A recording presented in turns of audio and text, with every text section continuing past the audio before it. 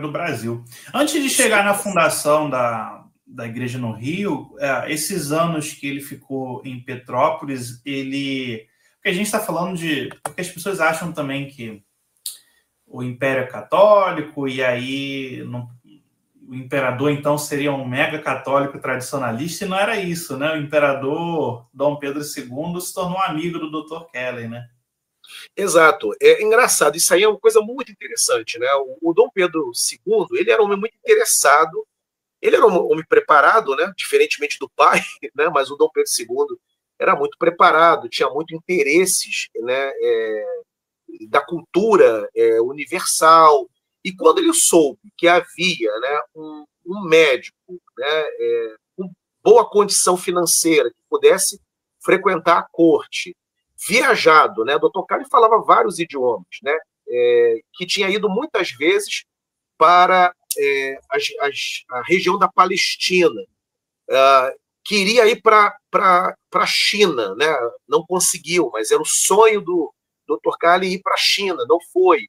E tinha um interesse muito grande pelos povos orientais. Essa figura estrangeira, morando tão perto do imperador, os aproximou. Tanto que havia ali visitas mútuas, controladas, evidentemente, mas havia, Dr.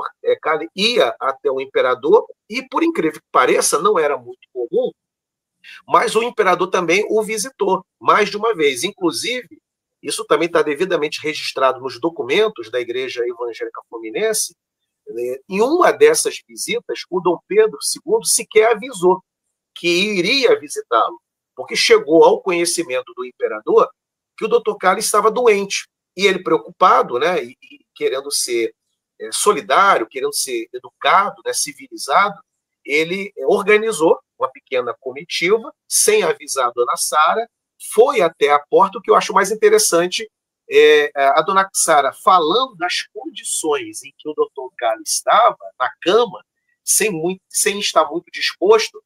Ele respeitou, fez questão, então, de deixar o seu abraço, as estímulas, né, de melhoras, e não entrou nos aposentos do Cali. Isso é muito interessante. O doutor, da porta da casa, ele retornou para a sua moradia.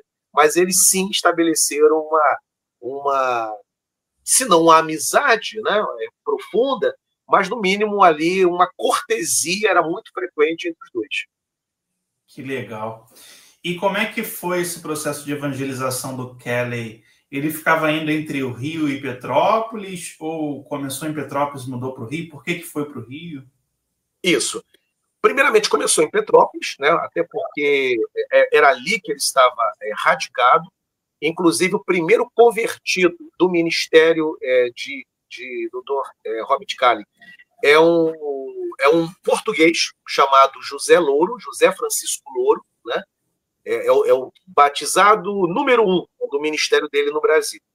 E depois o batismo do primeiro brasileiro, né? Um homem chamado Pedro Nolasco de Andrade, que vai ser batizado. Esse é brasileiro. Então ele começa ali em Petrópolis, e depois ele desce porque, apesar de Petrópolis ele estar bem adaptado pelo clima, mas o Rio de Janeiro era a capital do Império, né? A vida social, embora o imperador morasse lá e tivesse uma vida social interessante em Petrópolis, mas a vida comercial, a produção intelectual, né? Os jornalistas, né? O comércio, a imprensa, né?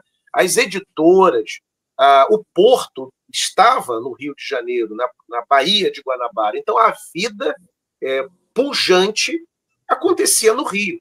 E o Dr. Cali sempre teve essa visão, né, de estar onde era movimentado, né? E ele, então, desce a serra e vai iniciar o trabalho de evangelização no centro do Rio de Janeiro.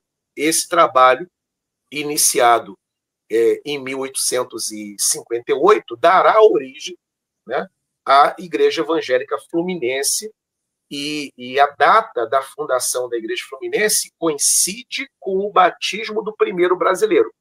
Pedro Nolasco de Andrade foi batizado em 11 de julho de 1858, que é a data que a Igreja Evangélica Fluminense reconhece como a data oficial do início da comunidade que se tornou Igreja